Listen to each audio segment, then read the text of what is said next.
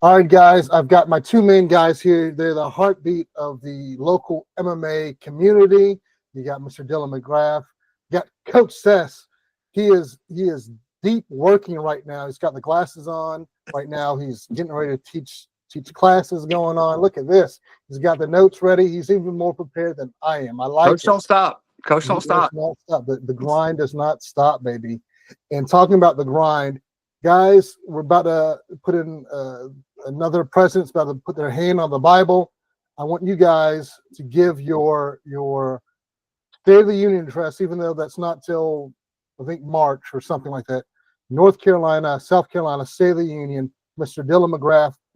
I have elected you to begin off this conversation.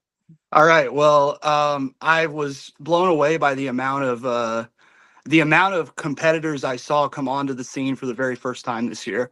As far as like new people, and not just new people of all ages and all backgrounds, all walks of life. I saw more debuts this year than I think I have ever doing this.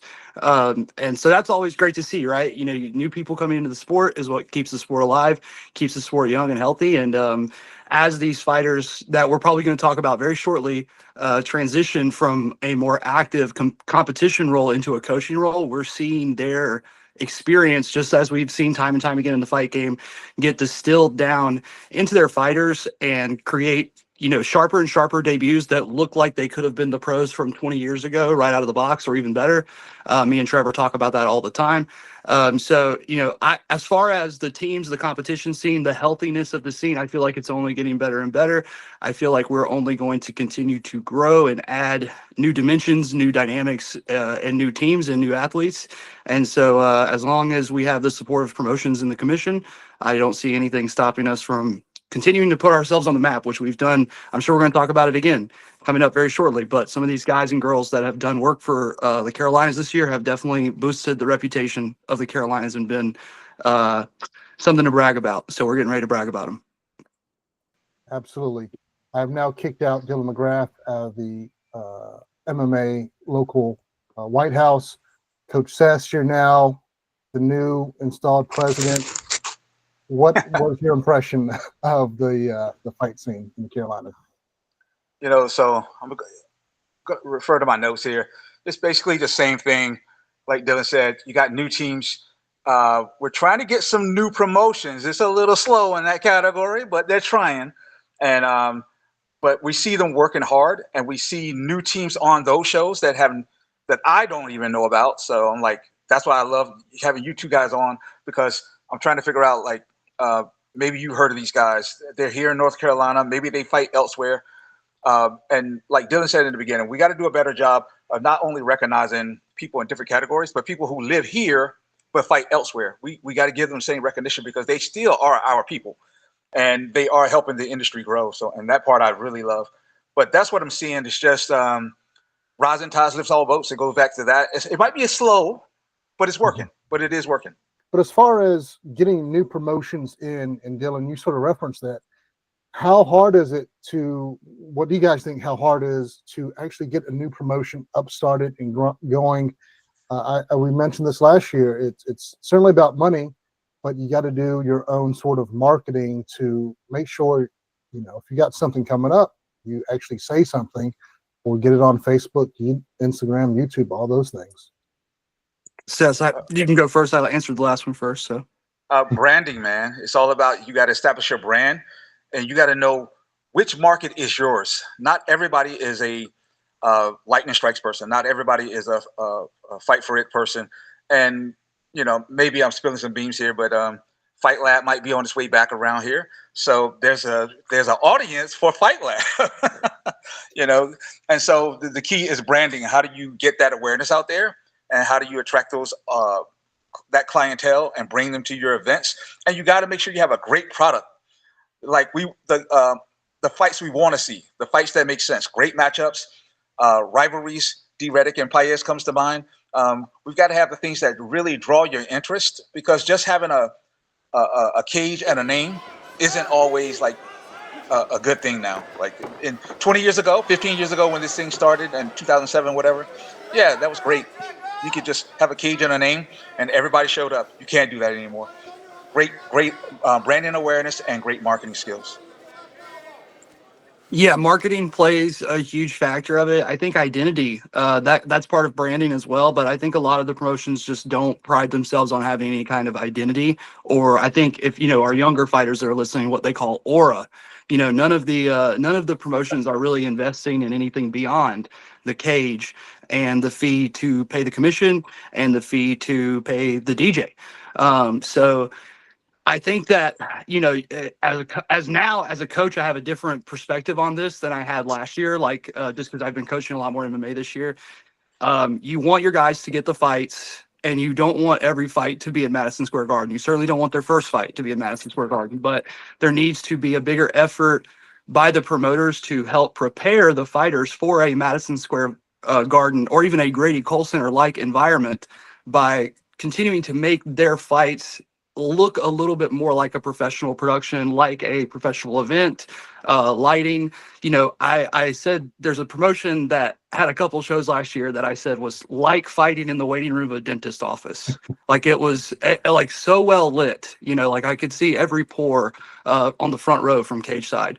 So it's money, yes, but spending your money in the right way is the number one thing I see promotions screw up. They have money, but they spent money on getting Bubba Sparks to come and do a performance halfway through the show. It's like, oh, okay. Well, I guess we could have had 7 smoke machines for that amount of money, whatever. Or we could have had 3 more pro fights. More importantly, we could have had 3 more really high quality pro fights where we could have paid all 6 guys or girls.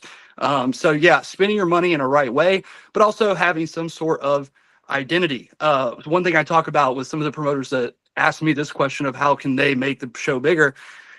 I'm a big wrestling fan, especially 90s, early 2000 wrestling. I talked with Johnson Samey for a little while at the last Fight Forward about ECW, how they became from a very grassroots type of promotion to the number 3, possibly number 2 for a little while promotion in the world, because they found, like Seth said, they found out what their audience was. They had a small venue that they could reliably sell out and make look like a huge venue on camera, and to the athletes, it boosted them, made them look more legit. So I think something that I'm spilling the beans on, since we're spilling beans on the podcast today.